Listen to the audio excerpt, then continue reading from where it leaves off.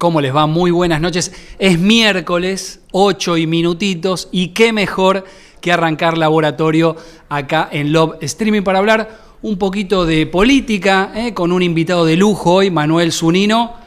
El tipo estudió, politólogo, analista de la consultora Proyección, y nosotros le preguntamos de fútbol, que el hermano, pues ya lo presentamos la otra vez, que su hermano es árbitro de primera. Bueno, por lo menos me tratan bien. Tengo historias con algunos periodistas que terminaron, no voy a decir quiénes, sí, pero que terminaron muy mal. No te vamos a pedir nombres, 2 o 3 apellidos nos conformamos. No, qué bravo que somos los periodistas. No, son bravos, sí, son sí. bravos. Yo algunas de las pocas veces perdí las casillas con algún político fue por tema futbolístico. Mirá. No por trabajo. Eso, pues se podría haber portado mal por trabajo, pero vos sabés que hay muchos políticos vinculados con el fútbol. Total. Cuando alguna cosa no me gustó, me corrí un poquito. Y estamos acá con la compañera Diamela Rodríguez, periodista de Infobae, que nos está acompañando. ¿Cómo andás? Bien, bien. Yo antes no quería decir nada, pero bueno, mi novio es de Huracán, así que... Hemos terminado laboratorio a las 8:06. Les agradezco muchísimo. Qué difícil. Yo venía tranquilo porque digo, Paladini está contento, perdió Huracán 3-0, mi hermano... No, mirá cómo... Natalia no me tiraron el dato. Son hermosos, Son hermosos, pero bueno, está bien, tenemos...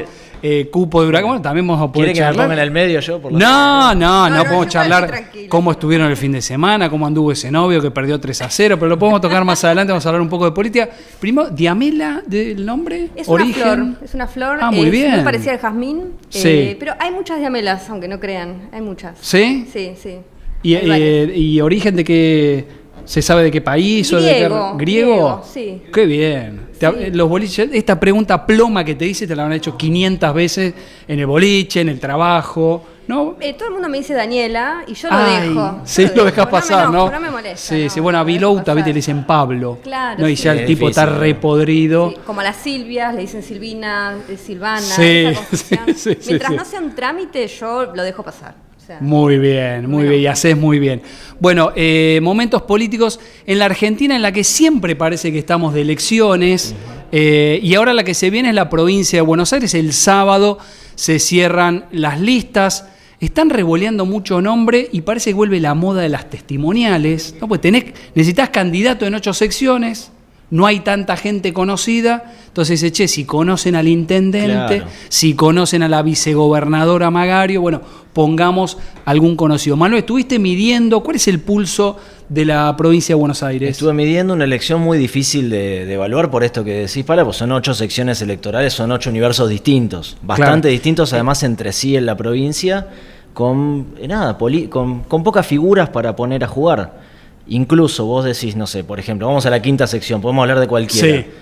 Hay una figura muy conocida en Mar del Plata, pero por ahí en Tandil no la conocen tanto. Claro. En Necochea lo mismo, en la costa pasa igual, en Tordillo menos. O sea, estamos hablando de 135 municipios con 135 intendentes y vecinos muy distintos entre sí. Sí, con una novedad, por primera vez este año la primera sección electoral supera en cantidad de habitantes, festejan, la derecha están, claro, sí. Son los municipios, algunos muy antikirchneristas, como los de San Isidro, Vicente López, y la tercera sección, por la que iba a ser candidata el 2 de junio, Cristina dijo, yo me presento como candidata en la tercera sección, después la condena incluyó no solo la prisión domiciliaria, sino la inhabilitación para ocupar cargos públicos. No se puede presentar, y la tercera, ese bastión histórico peronista, siempre decía, ganamos la tercera, ganamos todo, ahora tiene un poco menos de habitantes. Y en esos números generales, paridad entre la Libertad Avanza más el PRO versus el Peronismo Unido. Yo tengo escenario de extrema paridad. Bien. Les diría 37-37 para decir el número que tenemos hoy. Computando hice una muestra muy grande, 6.000 casos en las 8 secciones, y nos da eso. ¿Cómo se explica? En la primera hay paridad, pero con ventaja una ventaja de la Libertad Avanza leve. La primera y la tercera, como decías vos, son las que más miden. Son 35% del universo de votantes. Apenitas por décimas gana en este contexto a partir de ahora de la primera. 35 entre las dos, 35 cada una, claro. 70 entre las dos, bien. Y 30 el resto de las 6 secciones que quedan. Eso también habla de un panorama catastrófico para la tercera vía, ¿no? Mira, ahí no sé, porque lo que se ¿puede abrió haber en este sorpresa? contexto me parece que puede llegar a una sorpresa con todo este espacio de Somos Buenos Aires, ¿no? De Claro. Schiaretti, Manes, Randazzo, Monzó. Claro, que, a ver, de ser los números que vos decís, quedan 26 puntos dando vuelta, que te digo que Somos Buenos Aires, le das 10, 15, Es verdad, te es abrazan, cierto, ¿no? Bueno. Festejan el domingo a la noche. Yo creo que si vos pensás en un promedio de entre 10 y 12 puntos para Somos Buenos Aires, eso implica que en las secciones donde se juegan senadores, por ejemplo la segunda, que con 12 puntos meten un senador, estarían entrando. Hoy se conoció, vamos a hablar de cosas por ahí muy Sí. locales, ¿no? Pero el intendente de Pergamino va a ese espacio, junto con Manuel Pasaglia, o sea, se junta con Manuel Pasaglia y es muy probable que terminen jugando, todavía no se sabe, medio cerca, ¿no? Del otro espacio de centro. Pasaglia, intendente de San Vos Nicolás, decís que Pergamino. ese sello hechos puede terminar confluyendo, Hasta, no se sabe. hasta el sábado Sí. puede llegar a pasar que se pasen y terminen jugando en el otro espacio. Y la duda que tenía yo es, inventamos un nombre, Somos Buenos Aires, y se supone que va a tener de eje el radicalismo. La gente cuando entra sabe que es Somos Buenos Aires, van a tener que conseguir alguna cara más o menos conocida. Ese creo que es el gran desafío que tiene la Avenida del Centro en este contexto, poner caras en los territorios que sean conocidas. Vos pensás que hay dos boletas. La de senador, donde se juega senador, por ejemplo la primera, en la segunda se juega diputado. Ahí tenés una boleta y después la boleta de concejal, que es la boleta bien municipal. Ahí es más probable que la gente conozca a los candidatos. Entonces la ponemos de ese lado, ¿no? Bueno, puede pasar. O abierta, Suponete. se ríe. ¿Y sabes cuánto hace que hacen eso? No te hagas la que no entendés. ¿Eh? Va a estar lleno de estrategias Sí, sí. para que la Claro. gente Va a haber reconozca más. la boleta. En este Bueno, escenario va a ser más. se festejó en el campamento libertario cuando confirmaron que iba a haber colores en las boletas, ¿no? Porque una de las picardías del peronismo era tratemos de ir con boleta en blanco y negro, así no aparece el violeta de la Bueno, Libertad Avanza, al final van a ir. Sabemos con que el los violeta. candidatos de Milei no miden lo mismo que Milei, quedó comprobado en todas las provincias. Entonces necesita Exactamente. jugar con la marca, jugar con el sello y jugar con el color, que es lo que distingue rápidamente a la gente. Bueno, hablamos de Avenida del Medio. Vamos a hablar con uno, no, que viene una de las autopistas rápidas. Entró Juan Manuel Valdés, legislador de. Ahora son Unión por la Patria, Unión por la Patria. Sí, nos llamamos Sí. Unión por la Patria como bloque. Sí, Muy bien, ¿todo en ¿Cómo orden? andás? Bien. Estuviste paseando, viendo si consumían. Acá, sí, es difícil encontrarse, es un lugar enorme, ¿viste? Cada vez que vengo te encontrás con distintas cosas. Sí, no, decís Paladini y te mandan a comprar fiambre a algún lado. Es probable, Posible que es el sí. programa. No te busqué en las góndolas, pero seguramente te hubiera encontrado. Sí. ¿Todo en orden? ¿Cómo andan? ¿Bien? ¿Cómo va? Buenas Bien, noches. muy bien. Acá hablando un poquito de la elección en la provincia de Buenos Aires. Datos, sensaciones, ¿cómo? Bueno, hasta ahora expectativas, ¿no? No hay demasiada digamos, información hasta ahora, hasta el fin de semana que se definan las candidatos. listas. Yo pienso que tenemos, bueno, que se tendrá ahí la oportunidad de evaluar la discusión. Es una elección atípica, ¿no? Una elección desdoblada para la provincia de Buenos Aires, no es algo que se sepa bien cómo lo va a interpretar el electorado, pero yo tengo la expectativa de que nosotros, habiendo logrado la unidad, habiendo logrado estar juntos, podamos, eso como primer dato importante para destacar, mostrar...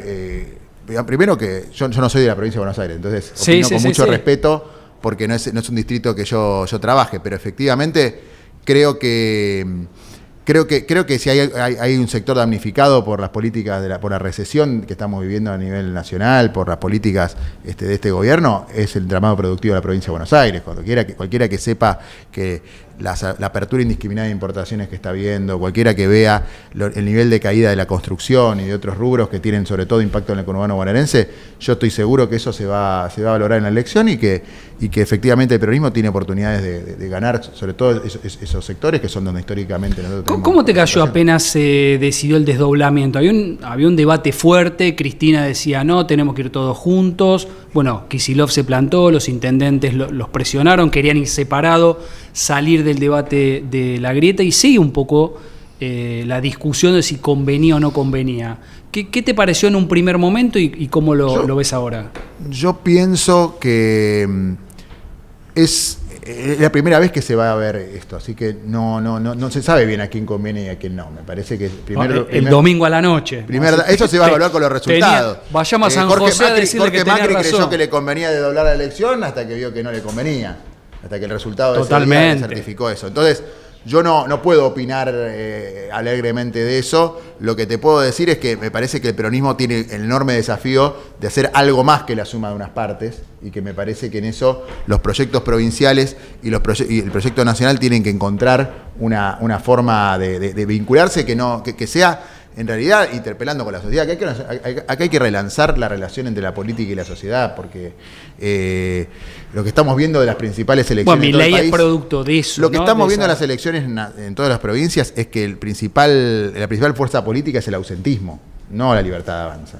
Y que hoy hay que torcer la desesperanza. Hoy el principal problema que tenemos es que la antipolítica, en todas sus vertientes, incluso la que vota Milei, es mayoritaria respecto de la posibilidad de construir un país hacia adelante, ¿no? Sí, si algo que no va a dejar eso, Milei es un país hacia adelante. Veía justo una encuesta de Management and Fit, el 30% de la gente más o menos con nada o pocas ganas de ir a votar. ¿Te parece, Manuel, que se va a repetir ahora en provincia y a nivel nacional? No veo argumentos para pensar que no se repite el ausentismo de las otras provincias. Pregunté en la última encuesta provincial. Uno de los indicadores que preguntamos es si estaban de acuerdo o en desacuerdo con una frase. La frase es, por más que vaya a votar no va a cambiar nada. El 45% estaba de acuerdo, o sea, el nivel de interés en la elección, el nivel de probabilidad de participación es muy baja. Yo creo que vamos a ver... Sí, esa decepción de que la política no sirve para cambiarme la vida cotidiana es muy compleja. No veo igual, y lo decíamos en el otro programa, a ver, el sistema democrático en riesgo, pese a que está rota esa relación fundamental con los políticos. Uno no tiene la sensación de que esto termine en otra cosa. En el 2001, claro.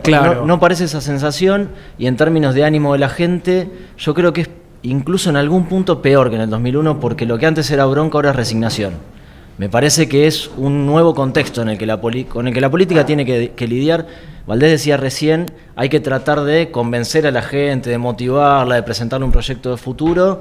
Yo veo muy difícil que con campañas locales que se nacionalizan en la narrativa se logre incentivar a la gente. Pasó en la ciudad de Buenos Aires, campañas hipernegativas, en contra de Milei o en contra del kirchnerismo, con las principales figuras jugando en el territorio, incluso Cristina Kirchner estando ausente, pero que la trajo la Libertad Avanza, y eso no incentivó la participación. Incluso tuvimos de las participaciones más bajas del país. Si tuviera que aconsejarle a un político en campaña, hacé tal cosa, tratá de hacer tal cosa para entusiasmar a la gente y que quiere ir a votar. Y yo creo que en campaña convivís con la urgencia, o sea, le hablás a los que van a ir a votar. Es muy difícil lograr motivar a la gente en un periodo tan corto, porque esto ya viene de arrastre. O sea, vos decías, Milei ganó también producto de esta sensación, de esta distancia entre la política y la ciudadanía.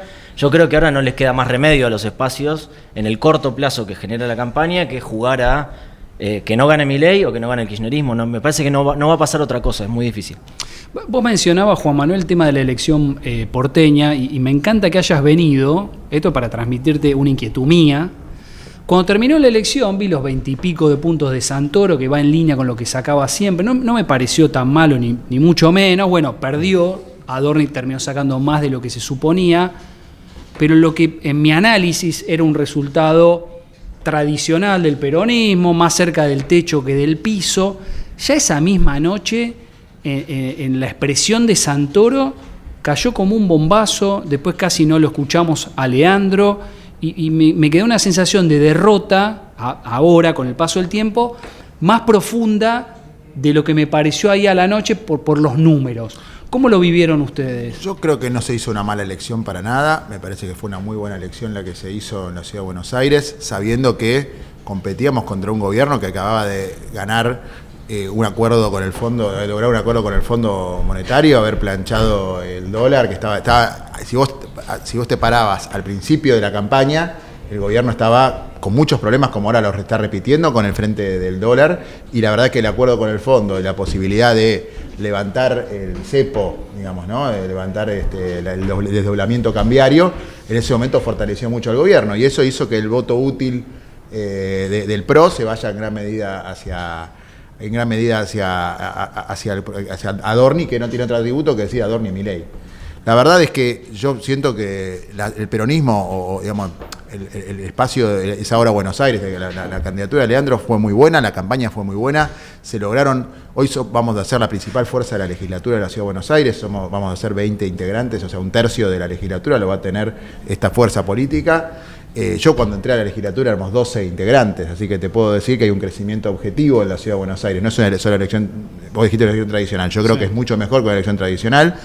Ocurrió que lo que iba a ser una elección de tercios se polarizó y lograron, y no es ningún dramatismo porque terminamos por menos de 4 puntos en diferencia, ¿verdad? Que no es una gran diferencia, y eso no quiere decir que nosotros estamos construyendo para que ganar la ciudad en el 2027, y yo creo que esas chances están intactas y que efectivamente hoy estamos en un momento donde todavía falta mucho tiempo para llegar a ese momento, pero yo creo que las chances están intactas y que efectivamente podemos construir una fuerza política que gane la Ciudad de Buenos Aires y que le ponga, que evite, en primer lugar, que evite que la Ciudad de Buenos Aires caiga bajo la radicalización y la salvajada que está planteando el gobierno de Milei. Sería una tragedia que la Ciudad de Buenos Aires quedara de manos de Adorni o de Patricia Bullrich, porque lo único que estaríamos viendo es que los 34 hospitales de la Ciudad de Buenos Aires estarían destrozados. ¿Antes que ellos dos, Jorge Macri?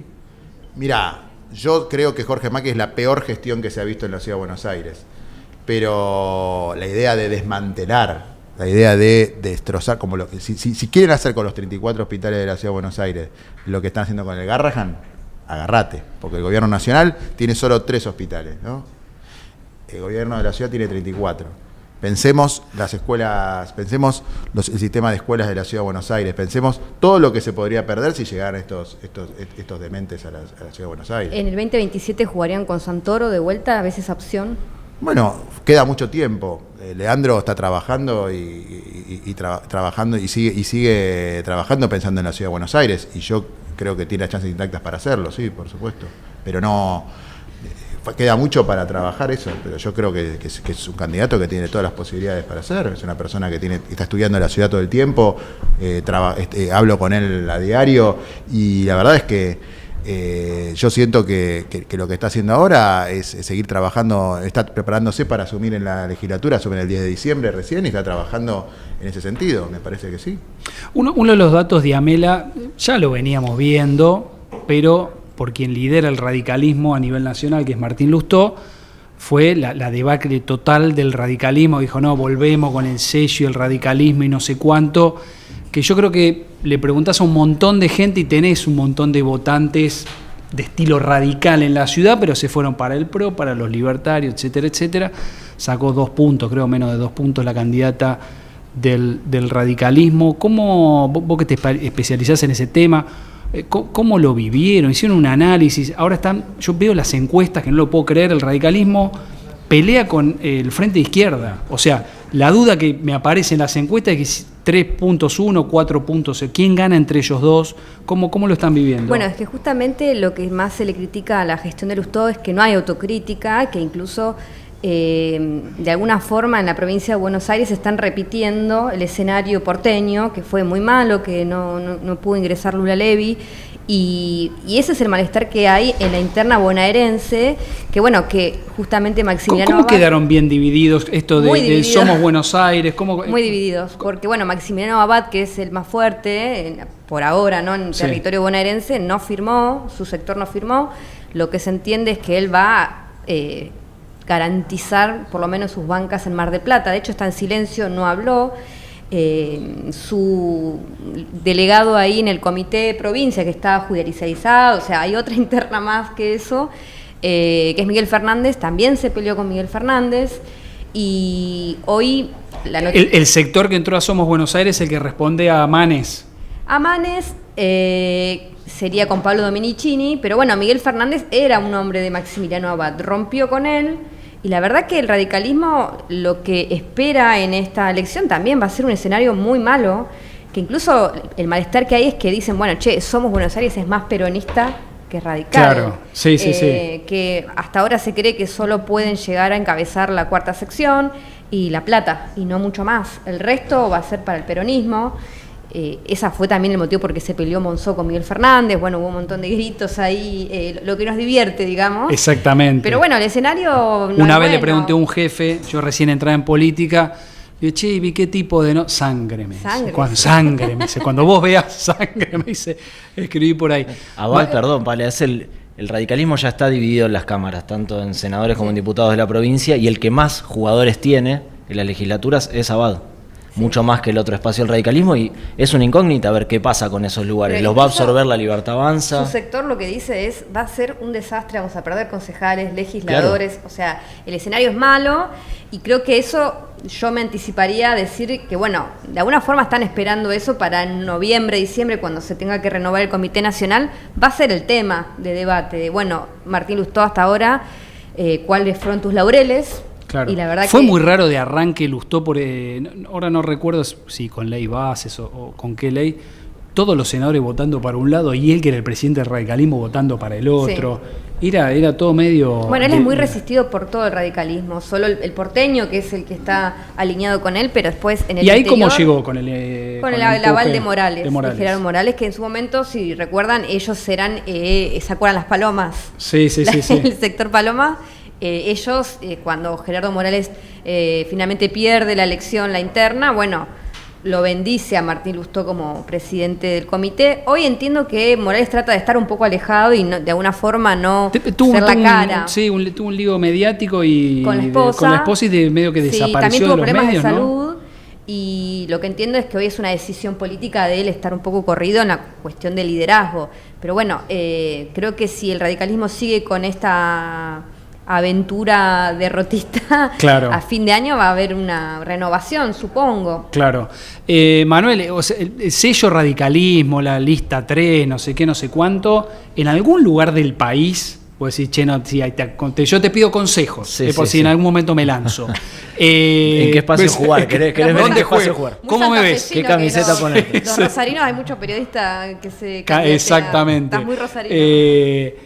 La lista 3, ¿hay algo de eso en algún lado o es un viejazo total? Mirá, en el interior sigue, vos recorres el interior de la provincia de Buenos Aires, los comités radicales tienen mucha vida, hay, no sé, el intendente de Tandil, Lungui, es un rockstar, yo lo conozco y caminás por la calle con él y el tipo es radical, claro, pura cepa. Y tienen gobernadores, es raro, ¿no? Vas a Santiago del Estero, el 20% se autopercibe radical, o sea... Que de hecho Zamora es radical. Bueno, Zamora es radical peronista, Sí. Milei es radical kirchnerista. En Corrientes pasa lo Valdés, mismo, sigue habiendo algo de vida radical, digamos, de identidad radical, mucho La más... arruinamos los porteños. Y los porteños y el AMBA me parece que expulsan sobre todo todas las identidades políticas tradicionales, es más difícil. Fíjate, Leandro Santoro decía Juan Manuel recién. Bueno, también radical. No fue, o sea, de origen radicalismo radical, y peronismo estuvieron ausentes en la última elección de la ciudad. Lula Ley iba con un espacio que parecía, no sé, muy moderno, ecologista, no sutil. no estoy de acuerdo con eso, porque ¿Y por qué no usaron el sello del PJ? Pero ¿hace cuánto que vos no ves que en una elección se usa el nombre de un partido para el frente electoral? O sea, el Partido Justicialista existió y fue parte del Frente de Ahora Buenos Aires, y todo el pleno del Partido Justicialista estuvo en ese espacio. No, está claro, pero digo, en términos de marketing electoral, de comunicación, estuvo poco creo que se en la evitó, campaña. Me parece que fue explícito de los dos lados, no Pero es una cuestión contra ustedes, ni creo que hubiese sido mejor. La Avanza va a ser es un partido hace muy poquito. Sí, total. El año pasado, el 23, se presentó con el MID y con dos partidos. O sea, eso en realidad es un dato de que se trata de construir coaliciones con la sociedad y los partidos políticos. Por supuesto que tienen sus dirigentes, sus cuadros, sus militantes, pero que cuando se arma una coalición de partidos políticos no se puede llamar con el nombre... digamos, no, yo no el decía peronismo eso, siempre fue frentista de toda la historia. Está claro, está claro. Como partido justicialista, rara vez se presentó, ni Perón se presentaba con el sello del Partido Justicialista. Perón se presentaba... En el 83 me parece, En ¿no? campaña el único que hablaba de peronismo era Moreno, que estaba por afuera, y Abal Medina. Y Leandro evitaba hablar de peronismo. Creo que es un dato objetivo. No quiere decir que si hubiesen hablado de peronismo le hubiese ido mejor a Santoro, ¿eh? Ni que hubiese sido la estrategia correcta. Lo que te digo es, ¿en qué ni Cristina Fernández de Kirchner hace una campaña hablando de peronismo? Hay valores que tienen que ver con políticas públicas, con ideas que uno transmite, y que una cosa es una discusión hacia dentro de un partido y otra cosa es una discusión en el marco de una campaña electoral general. Lo que se trata es que El peronismo se traduce a través de determinadas ideas, determinados valores, determinados pensamientos. No es una cuestión de identificación 1 más 1, digamos, lineal. Y ahí el quiebre, Juan Manuel, yo creo que le faltó autocrítica o no terminan de digerir lo que fue el gobierno de Alberto Fernández. No puede haber, vos decías, los valores que representa el peronismo. O sea, que el quiebre entre lo que históricamente representó el peronismo y lo que no fue el gobierno de Alberto Fernández, no pudo haber habido un quiebre y que no termina de ser una autocrítica fuerte de lo que fue ese gobierno. Yo pienso que la autocrítica se produce en el momento de generar las acciones políticas, ¿no? Nadie quedó conforme de la experiencia de gobierno reciente. Todos, incluso quienes participaron, tienen una mirada de que no se alcanzaron los objetivos y las expectativas sociales, y por ese motivo, en gran medida, se perdieron las elecciones. Yo lo que creo es que nosotros, los valores que representan el peronismo siguen presentes en la sociedad y que nosotros tenemos. ¿Por qué? Porque creo que la idea de una sociedad articulada en función del trabajo sigue siendo necesaria. El trabajo en todas las variantes, hoy por supuesto no es el trabajo formal del siglo XX, pero el trabajo sigue siendo la única forma de acceso a la movilidad social. El trabajo es la única forma de acceso. Lamentablemente estamos en una etapa del pluriempleo, donde los pibes tienen que laburar en más de 4 o 5 lugares para poder tener un ingreso digno. Pero eso no hace que la sociedad que se imaginó, los ideales fundantes que gobernar es crear trabajo, no siga teniendo vigencia. Entonces, me parece que eso es mucho más que un partido político. Ahí el kirchnerismo, es una identidad cultural de los argentinos. Lo que decís del trabajo. El kirchnerismo no quedó ligado después mucho más a los planes sociales, que no es trabajo, que al trabajo. Que vos hablabas de trabajo, movilidad social. Mirá, creo que en el imaginario puede ser que haya quedado de esa manera, pero la verdad es que los planes sociales, los famosos lo que se llaman, los que se llamaban en su momento el potenciar trabajo, sí. El gobierno que más creó esos programas sociales fue el gobierno de Macri. Sí. Porque creía que de esa manera conseguía estabilidad social, gobernabilidad. Y la consiguieron los piqueteros. Ahora, las políticas universales que se crearon en el gobierno peronista, digamos, de Cristina, siguen estando vigentes. La UH sigue estando vigente y es incuestionada.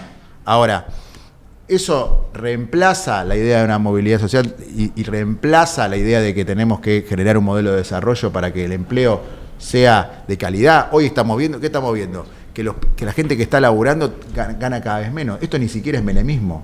Esto es destrucción del poder adquisitivo de la gente, porque hoy tenés un dólar que está atrasado y sin embargo salarios que están absolutamente relegados, ¿no? Gente que no le alcanza para fin de mes a pesar de que el dólar está planchado.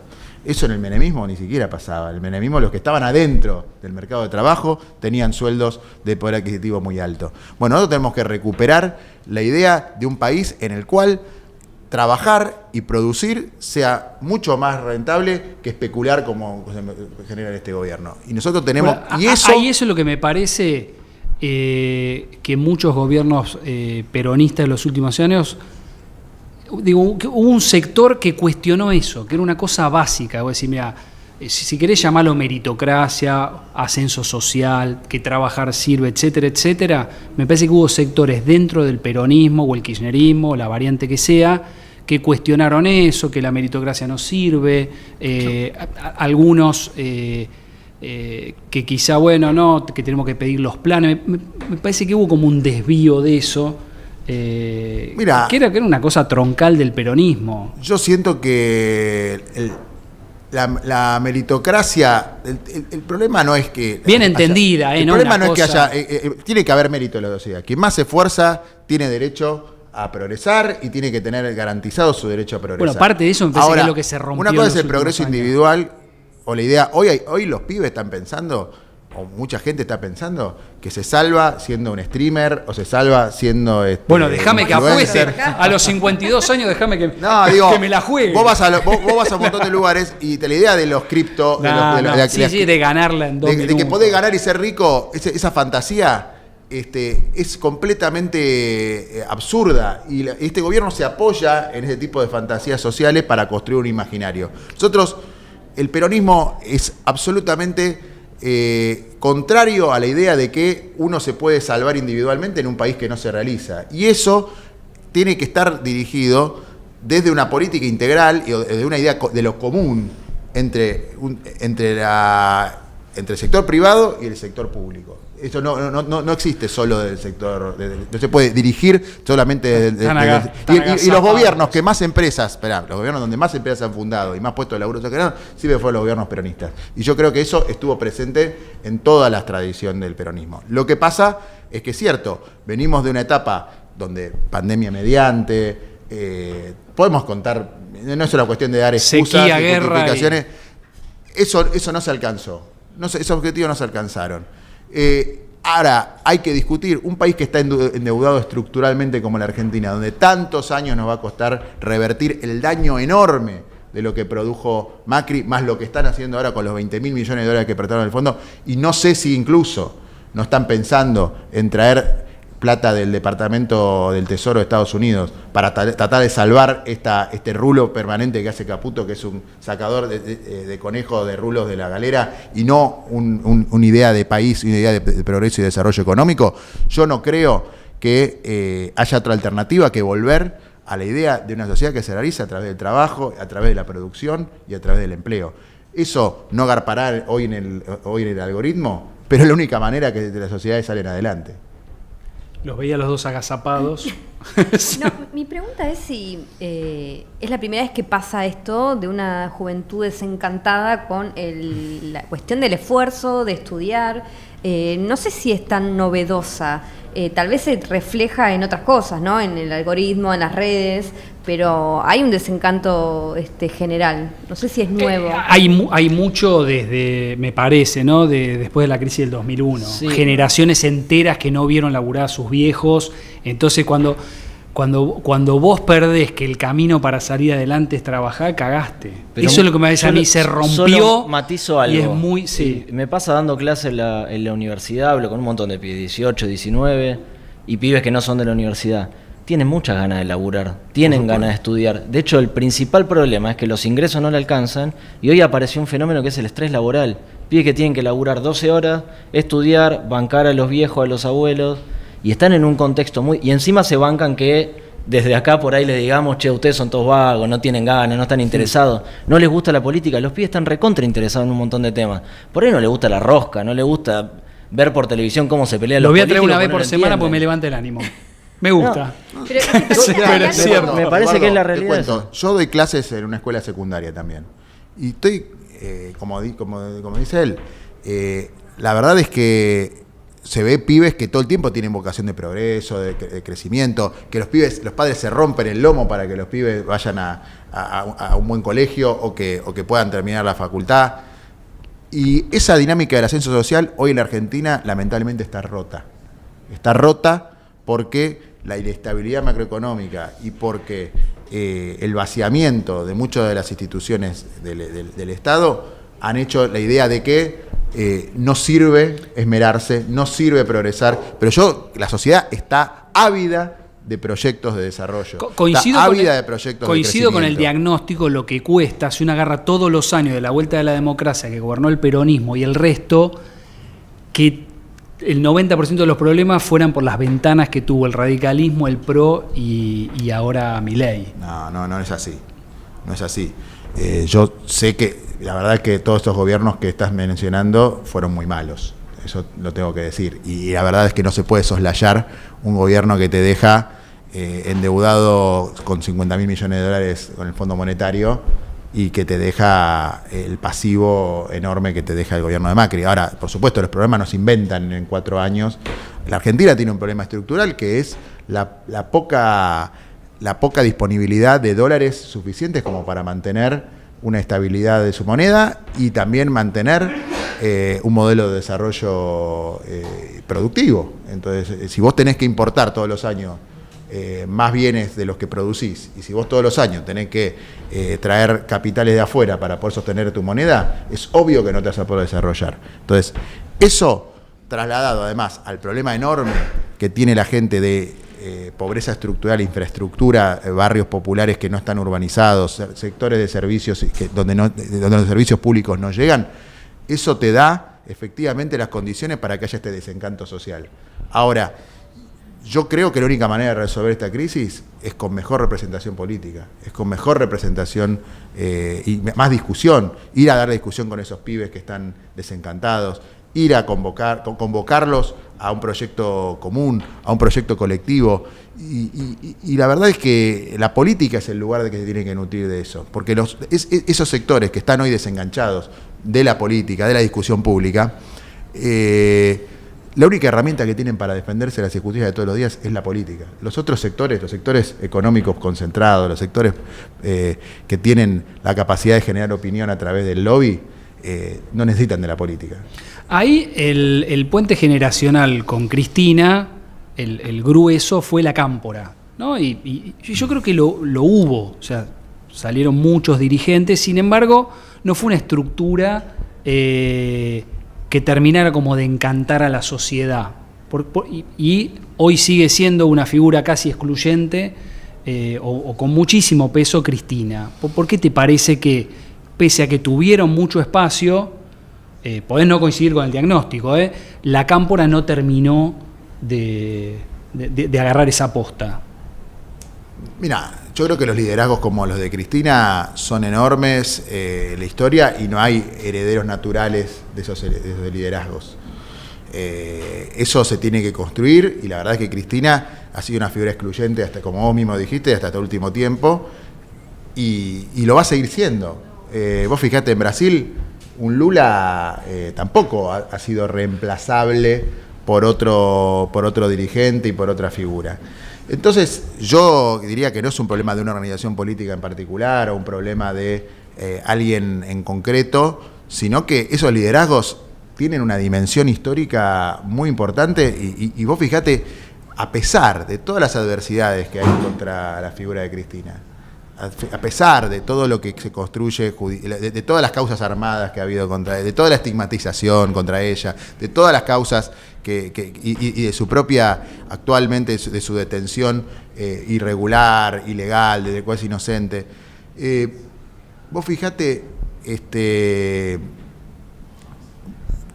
que no se puede romper la representación social que ella tiene. Hoy publicamos una encuesta en el diario de la consultora Trends.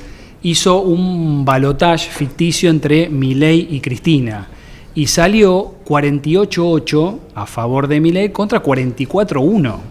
Muy parecido. No hubo tanta ventaja. Y el núcleo, cuando preguntás por la condena de Cristina, vos decís, bueno, ¿cuál es el núcleo duro el que te va a decir que Cristina es inocente? No baja de 30 puntos. Hay un... Sí, el resultado de la bio y la encuesta es muy parecido a lo que fue el balotaje en 2023, digamos. Esa distancia. Sí, Creo que bueno, más o menos más corta. Sí, más corta, porque hay gente que por ahí no se decide porque es un escenario hipotético y muy lejano por ahí para la mayoría. Pero me parece que más o menos se mantienen esas proporciones. Y Cristina Kirchner creo que es de las figuras que tiene más estabilidad en su imagen en los últimos casi 10 años. Sí, totalmente, digo lo mismo. Cuando te muestran la imagen de Cristina, ponle que sea 35 a favor, 60, no importa, pero no sé, Cristina sale, regala plata, 35 a favor, 60 en contra. La meten en cana, 35 a favor, impresionante. Si querés otro curro, Pala, cosa inamovible. Si querés otro curro, dedicate a las apuestas y vas a saber. Bueno. Perdón, fue un acto fallido. A Cristina le tiran todos los días con ojivas nucleares y sin embargo no la derrumban. O sea, ese es un dato también, ¿no? Evidentemente su legado histórico y su figura es mucho más trascendente que lo que han podido construir en su contra. Lo que veo de las encuestas también, o sea, con una dimensión tan dura, es el antimileísmo.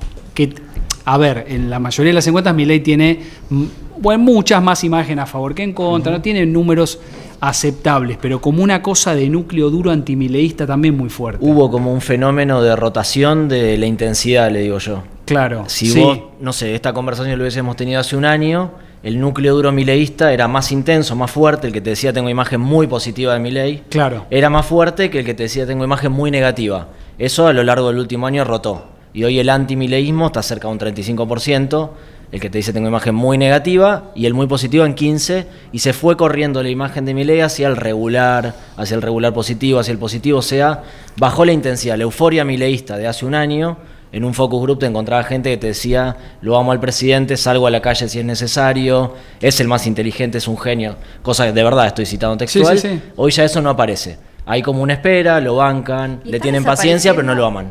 Van desapareciendo esta idea de, no sé, me quedé sin trabajo, tuve que volver a vivir con mi mamá, pero igual lo voto, ¿eso sí o se fue? En los jóvenes la cuestión de perder autonomía, de volver a la casa paterna es un golpe durísimo.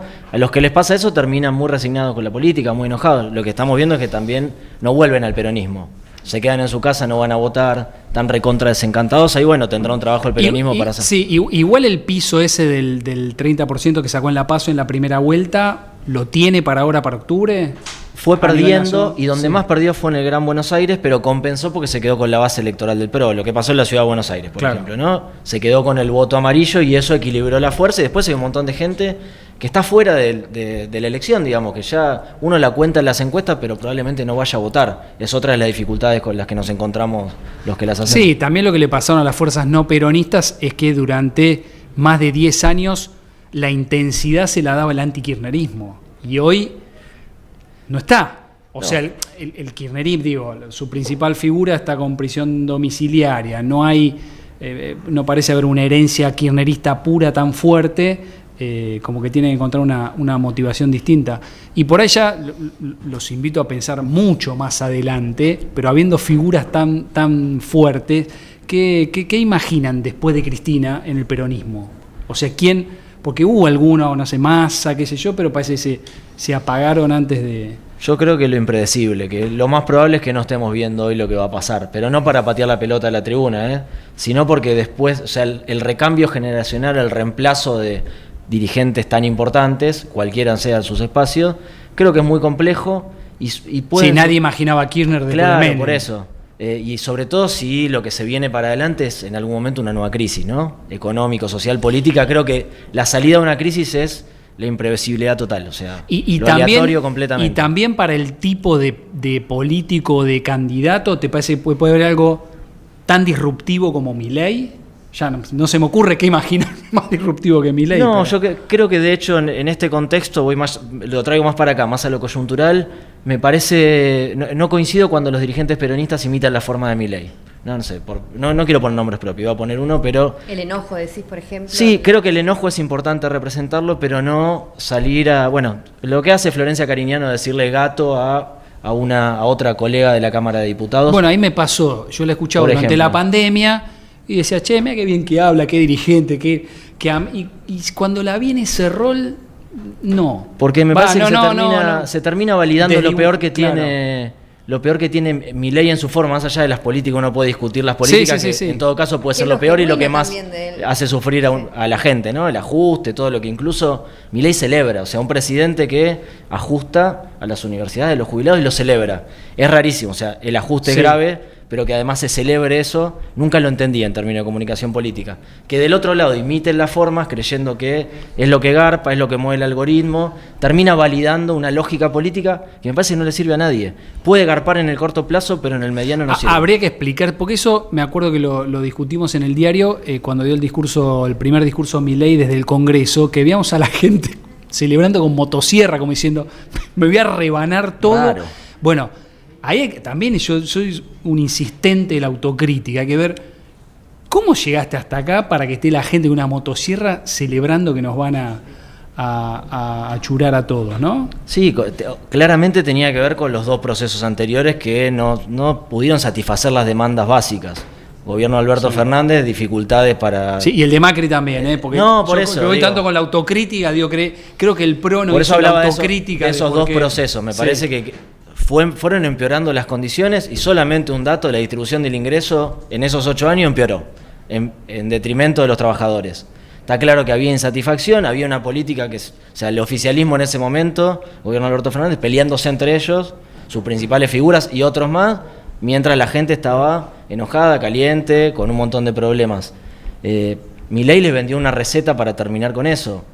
Ajuste. A algunos les parecía bien porque había que recortar el gasto público, etcétera, etcétera, controlar la inflación, etcétera.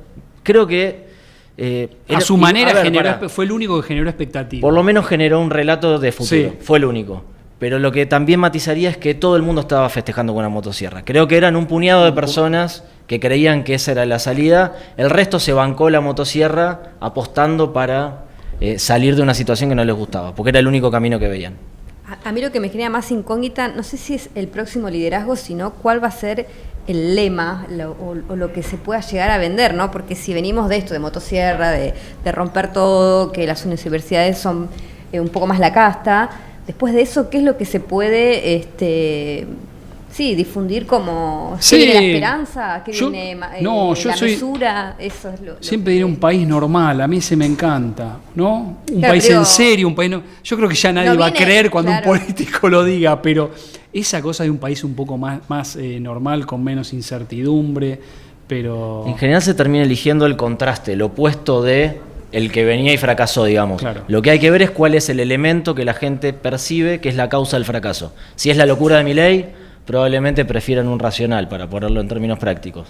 Alberto Fernández, Sí, sí. para la gente, era un tibio. Fue muy claro eso de... Era muy tibio para los dos. O sea, el kirchnerista duro te decía, Alberto Fernández no se pelea con los sectores poderosos. Del otro lado te decía, no se pelea con Cristina. Vino uno con muchísima actitud. Sí, porque es interesante cómo todas las votaciones después de la vuelta de la democracia tuvieron su explicación en el proceso anterior. Sí. Venías del quilombo, el peronismo se sabía, ganó Alfonsín. Alfonsín le fue mal en Menem, corrupción, no sé qué, un plomo como de Bueno, la Rúa. De la el Rúa, honesto, ¿no? Fue la contracara de y eso. después los no peronistas que no entendían cómo no ganaban y vos le decías, mirá lo que fue de la Rúa. Para volver a apostar a un no, pero costó un montón. Tardó un montón, llegó Macri. Macri también fracasó para la gente, ¿no? Alberto Fernández y después volvemos Porque digo, al otro. este lema de la vía del medio, ¿no? De un poco de no ir a los extremos. Ya no lo tomamos viene- en joda en Claro, general y es un problema claro. para la política. Sí, pero totalmente. Me parece que hay una dificultad ahí de construir una narrativa que frente a un público que no te cree. Ese es el problema. Y yo sigo viendo a los dirigentes parándose delante de la cámara, prometiendo, y creo que si no vuelve a haber contacto real con la gente, si no dejan los dirigentes primero el celular, van a tener un montón de problemas de representación, porque la representación empieza escuchando. Yo vi, por ejemplo, estoy muy gráfico con ejemplos, algunos se me va a enojar, pobre ya Florencia, le mandamos un abrazo, pero no se me ocurría. Ganando por ejemplo. amigos, esta es la sección Ganando No, Amigos. La banco, igual no pasa nada. Pero vi el spot de Fuerza Patria el otro día y no aparece un joven y no aparece un trabajador no registrado. Hablaba Juan Manuel de eso. Creo que hay una falta de representación real de sectores que son mayoritarios de nuestra sociedad. Los jóvenes, los trabajadores no registrados, un tercio de la masa de trabajadores, y el peronismo, si querés, que estamos acá con un dirigente peronista, no terminó de entender cómo dialogar con esos sectores. ¿Se da ese debate entre ustedes, Juan Manuel, o...? Sí, yo soy parte de ese debate.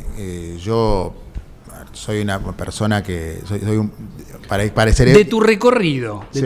personal, ¿qué decís? Che, bueno, por ahí no hablamos tal cosa, teníamos que hacer más actos y menos tal otra. Me parece que nosotros, la sociedad cambió definitivamente en Argentina y en el mundo, donde hoy la tecnología y la desregulación de las formas de trabajo hace que efectivamente haya mucha gente que se sienta por fuera de las instituciones y de los partidos tradicionalmente representativos.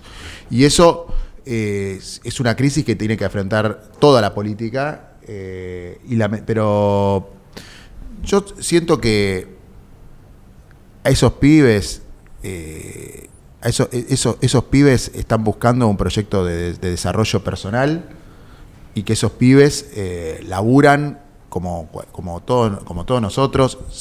Digamos, yo soy parte de esa generación porque tengo 37 años, la verdad que por más que esté laburando actualmente en una representación pública, yo sé lo que viven los pibes de mi generación, que tienen 4 o 5 laburos para poder llegar a fin de mes, y me parece que nosotros, sin lugar a dudas, tenemos que volver a hablarle a la gente, a los más jóvenes, que en su momento había sido revolucionario darles una notebook a esos pibes. Había sido revolucionario crearles universidades públicas cerca de sus lugares, en el conurbano o en muchos lugares del país que no tenían efectivamente que no tenían efectivamente cómo llegar a la educación superior.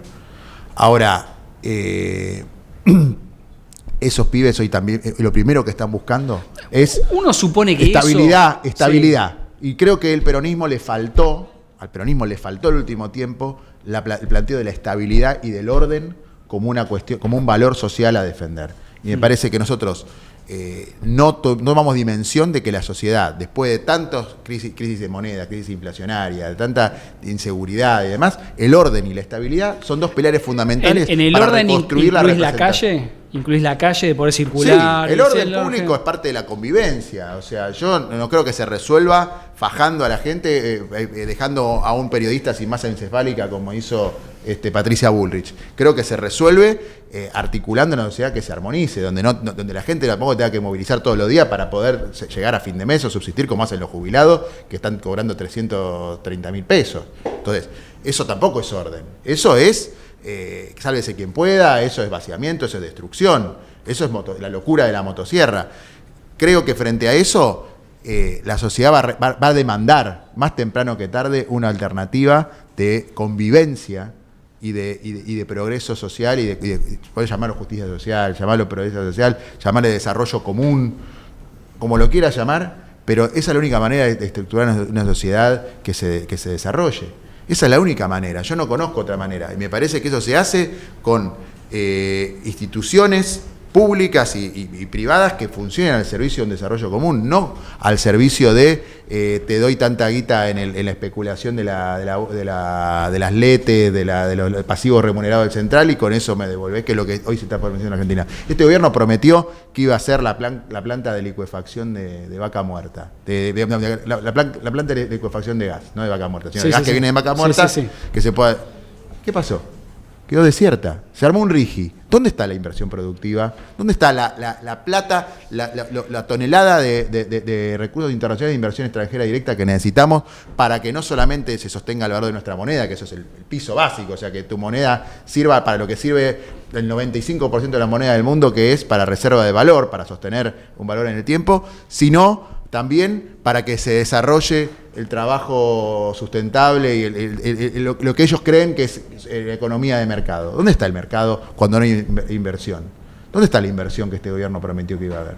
Es mentira, lo único que hicieron fue pisar el dólar contra el córner, digamos, como quien pisa en su momento el Burrito Ortega o Riquelme, o ahora ponele Juanfer Quintero, que a mí me gusta por hincha de River, y a llevártela contra el córner, pero en algún momento o te van a tirar abajo. Estamos incubando una nueva crisis, no solo de deuda, sino una nueva crisis de moneda, una nueva crisis financiera, también de las peores que va a tener Argentina. Venía de Massa, que no la tenía ni contra el córner, ¿no? Los últimos meses, el último tiempo, también eso se explica.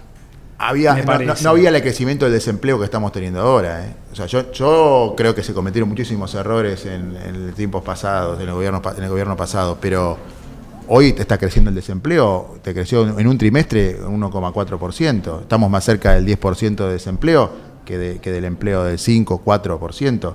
Yo creo que el gran problema del gobierno de Alberto Fernández, de Massa, fue la inflación, sin lugar a dudas, pero la verdad es que esta supuesta paz de los cementerios que nos están prometiendo es simplemente deterioro del poder adquisitivo de la gente, es encarecimiento de la Argentina en dólares, porque es imposible invertir en Argentina. Cuando yo tengo amigos que me dicen, mirá, vos ves la cantidad de gente de los sectores, cualquiera que tiene la posibilidad de veranear en el exterior se va al exterior y no se queda en la Argentina. La cantidad de divisas que están yendo del país es enorme, no se acumulan divisas y vamos camino a una nueva devaluación y un nuevo desencanto político. Yo lamento, yo soy transmisor de optimismo y de entusiasmo, porque efectivamente la política es construir utopías, construir proyectos colectivos. Ahora, con estas recetas la Argentina fracasó 800 millones de veces.